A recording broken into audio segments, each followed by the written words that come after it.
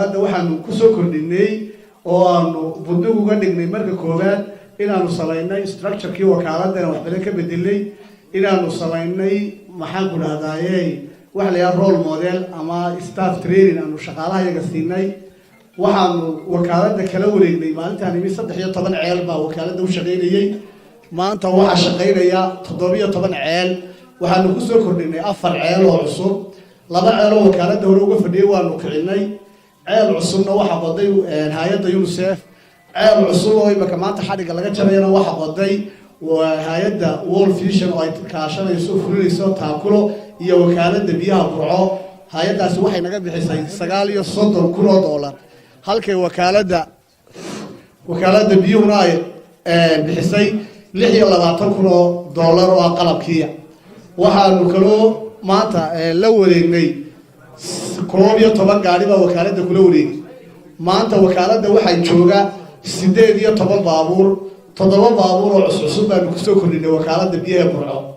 waxa aanu kusoo kordhinay xafiisyo 3 xafiis oo cusub oo maanta xariga laga jabayo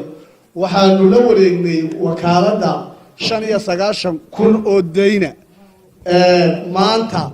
wax deyna oo lagu leeyahay wakaaladda biyaha Burco ma jirto xubno isugu jiray madax dhaqameed isuduwayaasha wasaaradaha waxbarashada biyaha iyo sidoo kale taliyaasha qaybta booliiska iyo asluubta ayaa iyaguna bogaadiyay horumarka iyo isbedelka ay keentay wakaaladda biyaha ee magaalada Burco aan qiraya oo aan been ahayn marka hore rag dhalinyaro ah gobolka iminka xukuma xaqiiqdii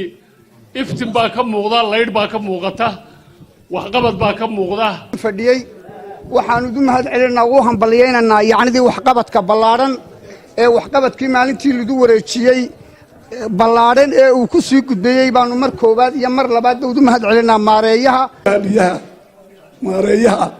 runtii maalintuu la wareegayna waan joogay alxamdulillah rabbil caalamiin maantana waan joogay intii lagu ammaanay halkii laga qaaday iyo halkii la dhigay bay ii joogta allah u barakeeyo annagu ammaantaa la ammaanay ammaan weyn baanu dul saaray laakiinse waxaa iyaduna xusid mudan runtii in wasaaraddu ay doorka ugu weyn ka qaadatay horumarka iyo wanaagga wakaaladdu gaadhay iyada dawal la sheegay oo wakaaladii biyaha runtii wax qabad muuqda inay gobolkii ka qabatay biyihii taa waxa leeyahay Cabdixakiinna Allah inoo barakeeyo biyaha iyo hawsha uu kaalinta mugtale ka gaadhayna isagana Ilaahay xasanaadka ugu daro maareeyaha maanta jooga wakaaladda ee ka shaqeynaya ee da'yartaan maxay ahaytoy Cabdi Fataax waxaanu ku hambalyeynaa oo ugu ducaynaynaa oo ku tixgelinaynaa wax qabadka sharafta leh ee wanaagsan wasiirka wasaaradda horumarinta biyaha Somaliland Maxamed Muuse Diiriye gudoomiyaha gobolka Togdheer Xamse Maxamed Cabdi Walaalaye maayirka degmada Burco Maxamed Muraad ayaa dhamaantood bogaadiyay isbedelka muuqda ee wakaaladda biyuhu ka hirgelisay magaalada Burco isugu jira biyo gelinta iyo mashaariicda laga dhisay magaalada Burco wax weyn bay noo tahay oo laguna faano laguna farxo institution kamida laamaha dawliga ah ee gobolkan Togdheer oo wax qabtay Cabdixakiin iyo saraakiisha kale wakaaladda la jooga waan mahadnaqayaa mar labaad isaga laftiisu haddii aan rag la joogin